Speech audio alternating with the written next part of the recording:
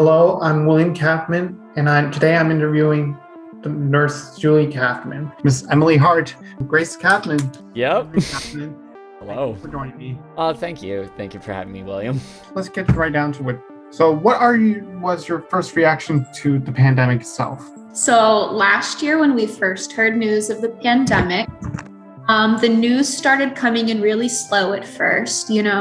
We first heard about it occurring in China, then we heard about it spreading throughout Europe, and then finally we got news that there were quite a few cases here in the United States. COVID was something that was somewhat on my radar for about a couple of months before it went into full-on pandemic mode. I'm sure many people can attest to reading the somewhat sensationalist news headlines about it in the lead months to it. I remember a couple of my teachers saying we were just going to have a week off of school and then we'd come back and everything would be normal. I remember thinking, we'll be finished with this by May.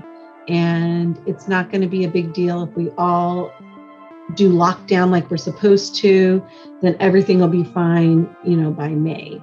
And so once that didn't happen, I was initially very sad because I wasn't able to graduate normally or have a prom or anything, and I wasn't able to see my friends. But I got used to it, and, I'm here now. I think my first reaction actually was, that makes me furious. Because I was really concerned about my students. Once it came time to have us be locked down, honestly, I thought, all right, this is going to suck for a lot of other people, but this is probably for the best. I was worried that without them attending school in person, that they would miss out on learning opportunities, they'd miss out on social opportunities. And I was also worried that they would miss out on a lot of the resources our schools offered them, like food and counseling and things like that. So, what are some of the adjustments you had to get used to during this particular pandemic?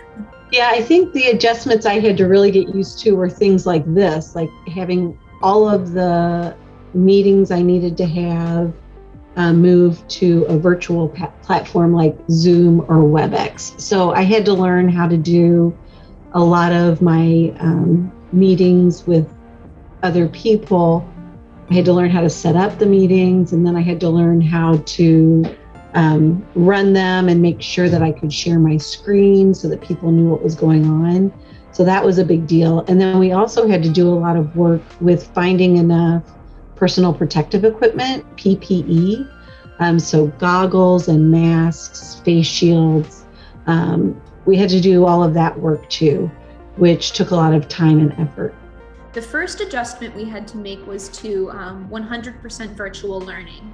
So for the entire last quarter of the 2019-2020 school year, we were teaching all of our students online. And that was really tricky because nobody had really mastered Zoom at that point. We had some plans in place, but then our state government said, no, you need to do it a different way. So we had to come up with a different plan. And what I ended up having to do was just come up with one assignment my students could do each week and find a way to check in with all of them. And finding a way to get all of my students to check in with me was probably the trickiest part. Well, at my work, obviously we have to wear masks, and then we also had to cut down our hours and how many people were allowed to work each day. And then also we had to carry, once we made the food, we had to take it outside. We weren't allowed to have people wait inside the store, which kind of made it harder because it added just an extra thing that we had to do. Even though this pandemic laid bare many of society's problems in a way that can't be ignored, things like how we address houseless people, things like how we treat our minimum wage workers, things like how we treat healthcare workers and educators.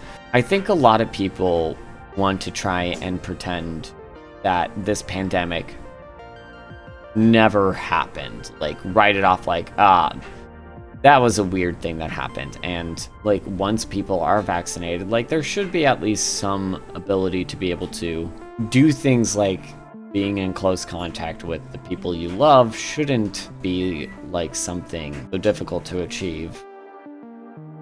And I want to be able to get those bits back, but there's also stuff I hope we can leave behind.